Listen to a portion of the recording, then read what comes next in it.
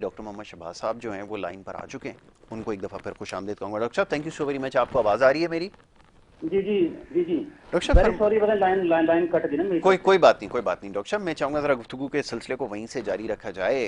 सवाल आपसे फिर वही है कि जो सियासी सूरत हाल है, अब जिम्मेदारी आप किसी के ऊपर भी आयद कर दें, लेकिन बात यह है कि कोई भी सियासी जमात इस वक्त इस पोजीशन में नहीं है कि डिलीवर कर सके।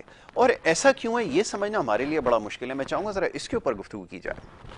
हाँ जी, उसकी वजह यासर ये है कि कोई भी पॉलिटिकल पार्टी है, इनके पास बंदे नहीं है, ठीक जी है, एक चीज। जी और मैं बारहा आपके प्रोग्राम में ये जिक्र कर जी जी चुका हूँ बिल्कुल। कि इनके पास रेलिवेंट पोजीशन के लिए भी लोग नहीं है कि नहीं है। जो आके काम करें या उनका किस तरह का एक्सपीरियंस हो। तो हम उनको फील्ड देते हैं कि ठीक है, कोई बंदा एनर्जी में एक्सपर्ट है या उसने एनर्जी सेक्टर में बहुत ज्यादा काम किया, तो ठीक है, उसके एक्सपर्टीज से फायदा लेना हम्म। चाहिए। या कोई बंदा फाइनेंस में उसने बहुत अच्छा काम किया है या फाइनेंस में बहुत बड़ा एक्सपर्ट है इंटरनेशनल लेवल पे, चलो हम्म। उसकी एक्सपर्टीज से फायदा लिया जाए। जी। ऐसा है नहीं। आप अगर थोड़ा यूके को या यूएसए को देखें तो मुझे अच्छा भला याद है, उनके वजीर खारजा थे जैक्स ट्रा, फिर कुंडालीजा राइस का नाम आपने सुना। जी जी ये बिल्कुल। दोनों लोग जो थे पोलिटिकल साइंस के अंदर, पोल साइंस के अंदर, ये एक्सपर्ट थे अपने फील्ड के बिल्कुल अंदर। आपने सही कहा। बुक्स लिखी थी इन्होंने इन्होंने इन्होंने रिसर्च की, सारा कुछ किया।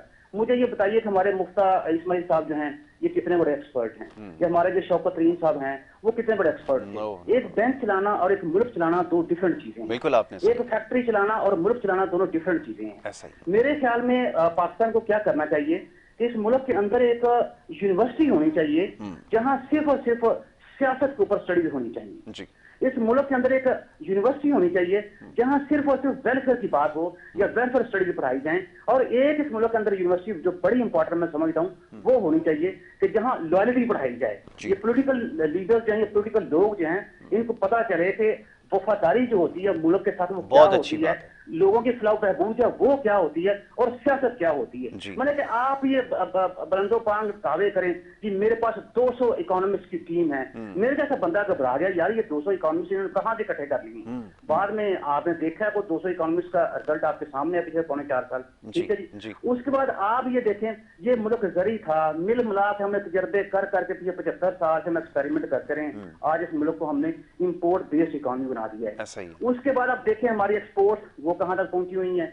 आप ये देखें कि आप एक दिन पहले ये बात करते हैं कि जो पिछली कीमतें जो तेल की हैं उनको उन्हीं को हम कंटिन्यू करेंगे, लेकिन ठीक 8 घंटों बाद अब और 30 रुपए जो तेल की कीमत बढ़ा देते हैं। मुझे ये समझ नहीं आ रही कि इन लोगों को अपनी जुबान जो है, जो इनकी अपनी जुबान से बात निकले हुए हैं, इनको उसका भी पास रखना नहीं आ रहा। तो बिल्कुल। अब हम कल को अगर कोई बात हमसे करेंगे, चलो जी हम आवाम के लिए ये मनसूबा शुरू कर रहे हैं, तो आवाम कितना इनकी बात के ऊपर अमल दरामद करेगी या इनकी बात को मानेगी। तो मेरे अपने जाती ख्याल में इन्होंने खुद जो है अपने आप को अवाम की नजरों में मजाक बनाया है, और ये मजाक जो है अवाम बेचारे महंगी जिंदगी की फार्म में फेस कर रहे हैं। फेस करना बिल्कुल ऐसा ही है, आपने बिल्कुल दुरुस्त कहा। फिर डॉक्टर साहब, अब ये बताइएगा ना कि ये तो चलें इस सूरत हाल से जैसे तैसे निकल ही आएंगे, लेकिन अब पाकिस्तान जैसे मुल्क के लिए अगर आपके पास कोई हतमी प्लान या स्ट्रेटजी नहीं होगी, मैं बार बार इस चीज़ के ऊपर जोर दे रहा हूँ कि यहाँ तो इतनी फहम फरासत नहीं है, न लोगों में, न सियासी जमातों में, न उनके लीडरान में, कि कोई ऐसा प्लान मुरतब करें जो जाके मुल्क की मौशी हालात को बेहतर करे और मुस्तहकम रखे। ये सबसे ज़्यादा ज़रूरी है। तो ये चीज़ कब नज़र आएगी, क्योंकि यहाँ तो बात इल्ज़ामात तक, एक दूसरे पे कीचड़ उछालने तक, यहाँ तक महदूद होकर रह जाती है। और सियासी और ये जो सॉरी मौशी हिकमत अमली है, ये ऐसी नज़र आई है गुज़िश्ता अदवार में भी कि कर्ज़े उतारने के लिए मज़ीद कर्ज़े ले लिए गए। क्या पाकिस्तान जैसा मुल्क इसका मुतामिल हो सकता है, या मजीद आगे जिस तरह के मौशी चैलेंजेस दुनिया में बढ़ते जा रहे हैं, बहुत सारे इशूज सर उठा रहे हैं, जिसका भी यहाँ पर तस्करा आपने चंद एक का तो किया है, फूड सिक्योरिटी का मसला है और दीगर मसाइल हैं, तो कैसे फिर मामला हल होंगे, ये तो ज़रा बताएं। जी देखें, उसके लिए पहले भी अर्ज किया था मैंने आपके प्रोग्राम जी में जी कि जी। हमें एक कॉम्प्रिहेंसिव इकोनॉमिक प्लान की जरूरत है। हम्म। जैसे अभी एक दोस्त जो हमारे प्रोग्राम बैठे हैं वो उसकी बात करें स्टेक होल्डर्स की। हम्म। इस पॉइंट के ऊपर सारे स्टेक होल्डर्स को, उनका नाम बताने की जरूरत नहीं, वो आपको भी जी पता है, मुझे जी पता है, बिल्कुल आवाम को ऐसा पता है, और स्टेक होल्डर्स को भी पता है। वो सारे स्टेक होल्डर जो हैं वो बैठ के एटलीस्ट अभी जैसे देखें, ये जो 11 जमातों का इत्तेहाद हुआ है है जी। पिछली गवर्नमेंट के खिलाफ, ये भी तो किसी ना किसी पॉइंट ऑफ जो कह लेंगे बैठे हुए हैं ना कोई ऐसा जी। नुक्ता है इनका कि जिसके ऊपर ये सारे लोग इकट्ठे हो गए। तो क्या ये सारे स्टेक होल्डर इस बात के ऊपर इकट्ठे नहीं हो सकते कि भाई जो इकोनॉमिक कॉम्प्रिहेंसिव प्लान है ना, जो भी हमें 20 सालों के लिए या 30 सालों के लिए हमने इम्प्लीमेंट करना है, कोई भी गवर्नमेंट हो उस प्लान को नहीं छेड़ना। जो हमारे टारगेट्स होंगे वही गवर्नमेंट, जो भी गवर्नमेंट हो, लेट्स से मैं हूं, आप हैं, या कोई तीसरी गवर्नमेंट है या कोई चौथी गवर्नमेंट है, जो हमने 20 साल प्लान के अंदर चीजें टारगेट सेट कर दी हैं उसको नहीं छेड़ना, उसको बल्कि हम कंटिन्यू करेंगे। हमारे यहाँ पे क्या हो रहा है, एक गवर्नमेंट आती है, वो कोई डेवलपमेंटल प्लान या कोई इस तरह के इकोनॉमिक प्लान शुरू करते हैं, दूसरी गवर्नमेंट आती है तो वो सारा पिछले का सारे का सारा उसको क्लोज कर देते हैं। भाई वो जो बातें जो प्लान शुरू किए हैं, जो डेवलपमेंट प्रोजेक्ट वो पैसे लगे हैं, उसका जिम्मेदार कौन है? और आप कौन होते हैं कि पिछला जो डेवलपमेंट प्रोजेक्ट है उसको हमने बंद किया, आप दोबारा वही चीज है वो आप शुरू करने जा रहे हैं। असल में जो आप बात कर रहे थे कर्जे, वो हमारा जो फाइनेंशियल रिसोर्स था वो पिछले 75 सालों में इस तरह से जाया हुआ है। मैं इसको मैं एक्सपेरिमेंट कह रहा हूँ। तो आप जब ये चीज एक बना लेंगे कि ठीक है जी, ये 25 साल का प्लान है, ये पाकिस्तान के टारगेट्स हैं, इन 25 सालों में 4 गवर्नमेंट्स आती हैं, 5 गवर्नमेंट्स आती हैं, इन टारगेट्स के ऊपर हमने फोकस करना है। हमने ये फोकस नहीं करना कि हमारी अपनी जो इंडिविजुअल पॉलिटिक्स है उसको हम देखें। बिल्कुल बिल्कुल, आपने सही कहा कि इसके लिए इन तमाम चीज़ों पे सबसे पहले काम करने की ज़रूरत होगी, लेकिन इसके लिए सबसे ज़्यादा ज़रूरी है ना कि अब आपके पास ऐसे तजुर्बाकार लोग हों, जिसकी अभी आपने कुछ देर पहले बात की है, और ये इस मुख्तसर वक्त में आ नहीं सकते। अब सवाल ये पैदा होता है ना कि उसके लिए अब दो तरह की सोच यहाँ पर है। एक सोच ये कहती है कि जनाब इन्हीं के ज़रिए मामलात को आगे बढ़ाया जाए और ये गिरते पड़ते संभल जाएंगे और आगे जाके मामलात को चला लेंगे, या फिर हंगामी बुनियादों पे ये किया जाता है कि जो शख्स ये काम जानता है उसको बुला लिया जाए, जो कि पिछले दौर में कोशिश भी हुई कि बाहर से कुछ ऐसे लोगों को बुलाया गया जिन्होंने बड़ी अच्छी कारकर्दगी जिनकी रही है। सानिया नश्तर जैसे एक दो लोग और थे, चंद एक नाम है, ज़्यादा तो हमारे पास नहीं है। तो ज़रा इसके बारे में बताइए ना कि इस वक्त फिल वक्त क्या किया जाए अगर सूरत हाल को काबू करना है। तो क्या आपको लोग बुलवाने पड़ेंगे जो एक्सपर्ट हों, जो मामलात को समझते हों, जो टेक्नोक्रेट्स हों, उसके ज़रिए आपके मामला चलाए जाएँ? फिर जी बिल्कुल, इसमें मेरे ख्याल में जो शॉर्ट टर्म प्लान के अंदर देखना, प्लान दो तरह का होता है। एक आपका लॉन्ग टर्म प्लान है जिसको हम 20 से 25 साल, एक अब शॉर्ट टर्म होता है जो एनुअल बेसिस के ऊपर या 2 साल के बाद या 3 साल के बाद चीजों को हम अपने टारगेट्स को रिवाइज करते हैं। उसे मैं समझता बेहतरीन तरीका ये है कि जो बहुत अच्छे प्रोफेसर, अच्छे पढ़े लिखे लोग जो इंटरनेशनल यूनिवर्सिटीज के अंदर काम कर रहे हैं, आप मेरे ख्याल में उनको इंसेंटिव देके उनको पाकिस्तान वापस बुला सकते हो। हर बंदा जो है अपने मुल्क के लिए काम करना चाहता है। इशू हमारे यहाँ ये हो रहा है कि हम बंदे इंपोर्ट भी करते हैं, उनको काम पे भी लगाते हैं, लेकिन उनको हम कॉन्फिडेंस नहीं देते। जब तक आप किसी बंदे को कॉन्फिडेंस नहीं देंगे, उसको पूरी रिस्पेक्ट नहीं देंगे, तो मेरा नहीं ख्याल कि वो अपनी स्किल्स को जिस तरह से उसको यूटिलाइज करना चाहिए उस तरह से करता है। होता यह है कि आप उसको 2-3 साल, अब देखें मसला ये होता है कि ये इकोनॉमिक सिचुएशन या इकोनॉमिक इश्यूज जो है वो 2-4-6 दिन के अंदर उनको आप अंडरस्टैंड नहीं कर पाते, उसमें थोड़ा टाइम लगता है। अब मसला ये हो रहा है कि जब हम बंदा जो है वो आपकी इकोनॉमी को समझ पाता है और काम करने तो शुरू करता है, आप उसको टर्मिनेट कर देते हैं। ऐसा ही तो ये भी चीजें थोड़ी सी बंद होनी चाहिए आपकी। मेरा नहीं ख्याल कि हम इतनी बुरी सिचुएशन में है। आज तो हम महंगाई के फॉर्म में देखें, हम वाकई बुरी सिचुएशन में है। देखो मुल्क जो है वो क्राइसिस में भी जाते हैं, मुल्क क्राइसिस से भी निकलते हैं। आपके सामने था ये एशियन टाइगर जो बने, ये इंडोनेशिया, मलेशिया, वियतनाम, जो अब बड़ी बिगर इकोनॉमीज हैं। ये कोई ज्यादा बात नहीं, ये 96 में ये क्राइसिस में गए थे और उसके बाद देखें महातिर मोहम्मद ने मलेशिया को कैसे निकाला। 25 साल का प्लान था, 16 साल बाद ही उनको रिजल्ट मिलना शुरू हो गए थे। 20 साल का प्लान था चाइना का, जो 20 साल प्लान के अंदर उन्होंने 25 करोड़ लोगों को पॉवर्टी से बाहर निकाला है। आज चाइना जो वो सुपर पावर है, सिर्फ डिक्लेयर होना बाकी है। तो ये थोड़ा सा मेरे ख्याल में हमें इस प्राय में रह के सोचने की जरूरत है। बिल्कुल ठीक है, बिल्कुल ठीक है। डॉक्टर साहब thank you so very much, बहुत शुक्रिया आपका, आपने प्रोग्राम में बन दिया। अनवर साहब फरमाइए कि जब डॉक्टर साहब ने जिन चीज़ों की निशानदेही की है, अब पाकिस्तान में बड़ा अजीब सा लगता है ये बात कहना। लोग समझते हैं अगर हम इस सिस्टम की बात कर रहे हैं जिसमें टेक्नोक्रेट्स को ला कर उनके ज़रिए सिस्टम चलाया जाए, इससे मसला हल हो जाएगा, वो शॉर्ट टर्म में तो हो जाएगा, लेकिन उसके लिए फिर तैयार नहीं है। अच्छा, डॉक्टर साहब ने कहा कि ले तो आते हैं, लाए भी, लेकिन अगर काम करने नहीं दिया जाएगा, जो आपको पता है ना हमारे सिस्टम के अंदर तो अच्छा भला बंदा अगर आप ला के फिट कर दें वो भी किसी काम का नहीं रहता। कैसे मसला लो, ये बताएं। आपकी बात का मैं जवाब देता हूँ, मगर मुझे डॉक्टर साहब की बात से एक बात याद आ गई। जी जी सर कि 95, 94 या 96 इन तीनों सालों में से किसी वक्त की बात है, आज से 26, 27 या 28 साल पहले की बात होगी। तो हमने देखा सुना कि मलेशिया में लोग ऐसे करते होते थे 2020। अच्छा, उस वक्त 2020 क्रिकेट का कोई कंसेप्ट नहीं था। तो ये 2020, फिर मैंने किसी से पूछा ये 2020 क्यों करते हैं, तो पता चला कि इन्होंने कहा है कि हम अपने आप को 2020 में सन 2020 में हमने अपने आप को यहाँ पहुँचा देना, टॉप पे पहुँचा देना। तो वो मैं सोच रहा था कि 25 साल आगे की बात कर रहे हैं, 26 साल आगे की बात कर रहे हैं, मगर वो हो गया और शायद वक्त से पहले हो गया।